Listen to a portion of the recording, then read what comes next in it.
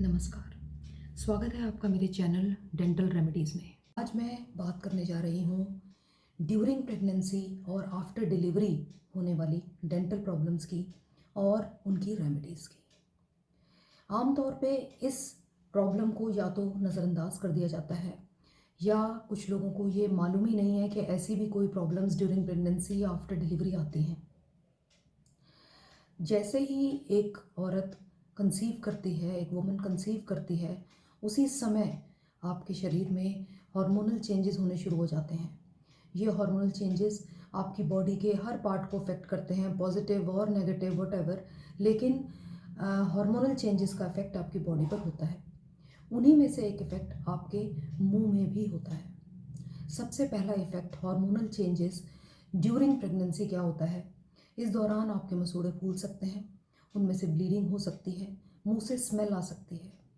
आमतौर पे हम लोग इसको नज़रअंदाज कर देते हैं, लेकिन ये आपकी प्रॉब्लम्स को बढ़ा सकता है।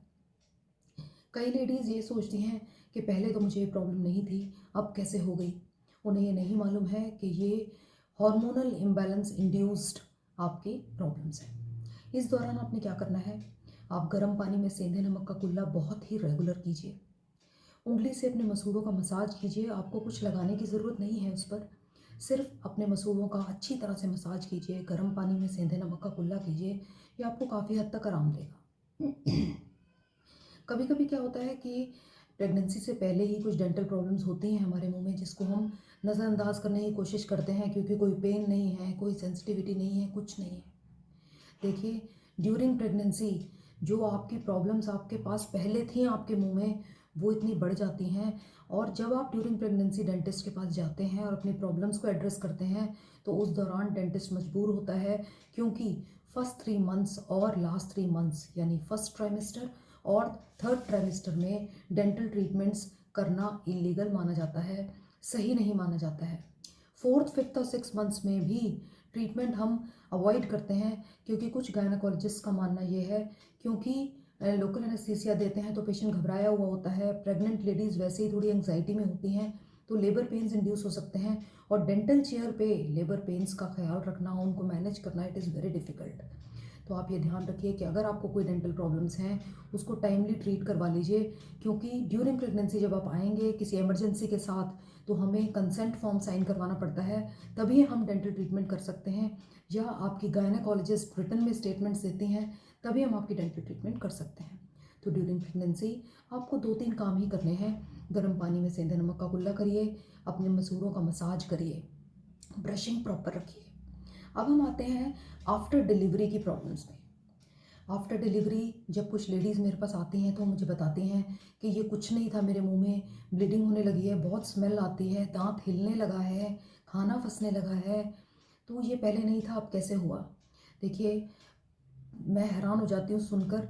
कुछ लेडीज़ बताती हैं कि आफ्टर डिलीवरी उनके घर के जो बुज़ुर्ग हैं वो उन्हें कहते हैं कि शरीर कमज़ोर है, तुम्हारे दांत, तुम्हारे मसूड़े कमज़ोर हैं, ब्रशिंग मत कीजिए।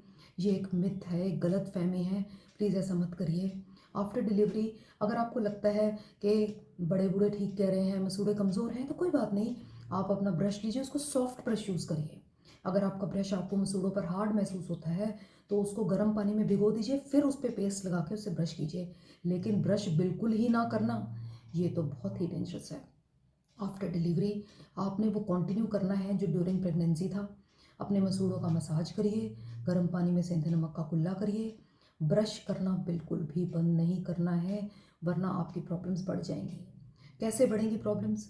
अगर आप ब्रश ही नहीं कर रहे हो, मसूड़े स्वेलिंग में है, ब्लड निकल रहा है, तो जब मसूड़े ढीले पड़ जाते हैं तो उनका कांटेक्ट उनके दांतों से हट जाता है, जिस वजह से खाना फंसने लगता है।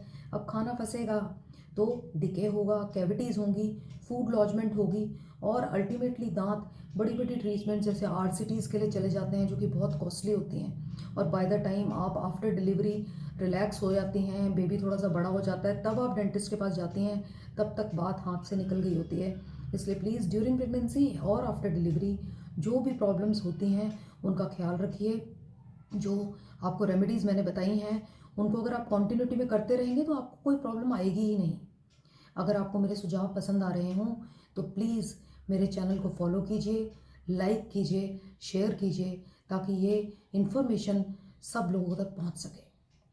अगर कोई क्वेश्चन है, कुछ पूछना चाहते हैं, तो आप उसे इनबॉक्स में डालिए, मैं उसका जवाब आपको ज़रूर दूँगी।